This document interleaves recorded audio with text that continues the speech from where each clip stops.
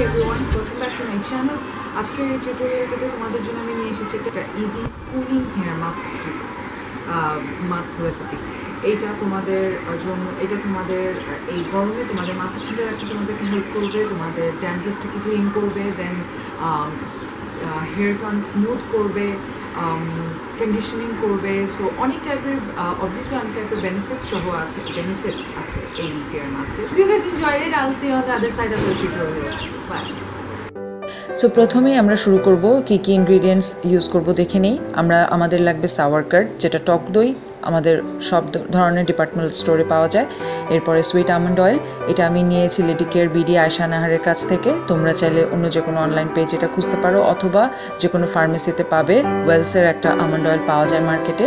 এরপর মধু, যে কোনো ব্র্যান্ডের, আমি ডাবর হানি ইউজ করছি। আর একটা মেজারিং স্পুন, এটা টেবিল স্পুন, তোমরা চাইলে এটা করা যায় না করাও তা। এরপর আমি 4 থেকে 5 টেবিল স্পুন টক দই নিয়ে তার সাথে 1 টেবিল স্পুন মধু আর 1 table spoon almond oil mix করব। একটা জিনিস মনে রাখবে, তোমাদের চুলের হেয়ার লেংথ ওয়াইজ তোমরা দইয়ের পরিমাণ বাড়াতেও পারো, কমাতে পারো।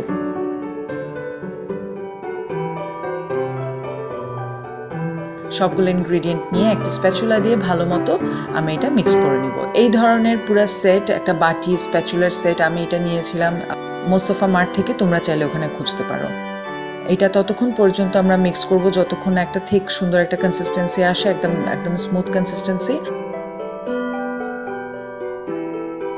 এরপর একটা ব্রাশ অথবা অ্যাপ্লিকেটরের সাহায্যে অথবা হাতও ইউজ করতে পারো তোমরা, এই মিক্সটা অ্যাপ্লাই করব আমার চুলে। আমি চুলটা একটু আঁচড়ে নেব যাতে কোনো জট না থাকে। এরপরে সিধি কেটে কেটে আমি আমার ওই স্কাল্পে প্যাকটা অ্যাপ্লাই করা শুরু করব। তোমরা দেখছো আমি কিভাবে অ্যাপ্লাই করছি। যেহেতু দইটা একটু ঠান্ডা থাকে, এটা মাথায় একটা আলাদা ঠান্ডা সেন্সেশন দেয়, একটা কুলিং সেন্সেশন, আরাম লাগে সেটা। সত্যি কথা, আমন্ড অয়েল তোমার হেয়ার গ্রোথ, তোমার হেয়ার কোয়ালিটি ইমপ্রুভ করবে। টক দই অনেক ভালো কন্ডিশনার। মধু চুলটাকে স্মুথ করে।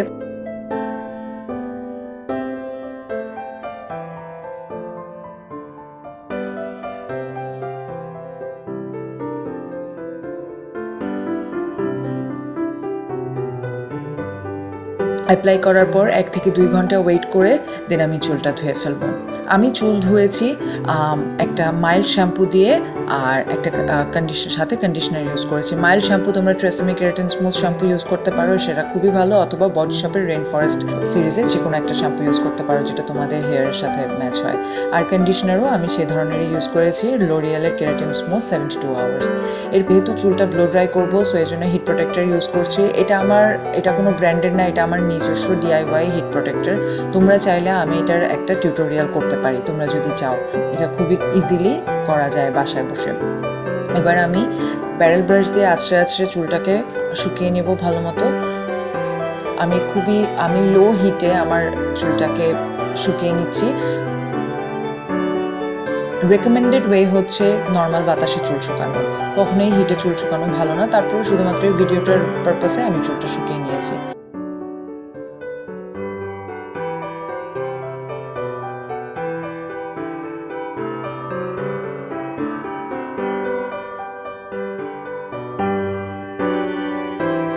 So this is it. তোমরা দেখতে পাচ্ছ কি সুন্দর আমার চুলটা সিল্কি স্মুথ হয়ে আছে। তোমাদেরটাও হবে তোমরা যদি এভাবে ট্রাই করো। আশা করি তোমাদের ভালো লেগেছে। আর অবশ্যই সবসময় চুলে হিট প্রোটেক্টর ইউজ করবা, হিট সেপারেন্ট অথবা হিট প্রোটেক্টর যেটাই বলো। তোমাদের যদি দরকার হয় আমি টিউটোরিয়ালটা করতে পারি একটা DIY হিট প্রোটেক্টরের জন্য। So that's it, hope you guys enjoyed it. যদি তোমাদের ভালো লেগে থাকে, গিভ আ থামস আপ। তোমাদের কাছে অন্য কোনো রেসিপি, অন্য কোনো ওয়ে থাকলে প্লিজ আমার সাথে শেয়ার করবে কমেন্টে অথবা ফেসবুক পেজে। আর সাবস্ক্রাইব করতে ভুলবে না। Hope to see you guys very soon in my next video. By.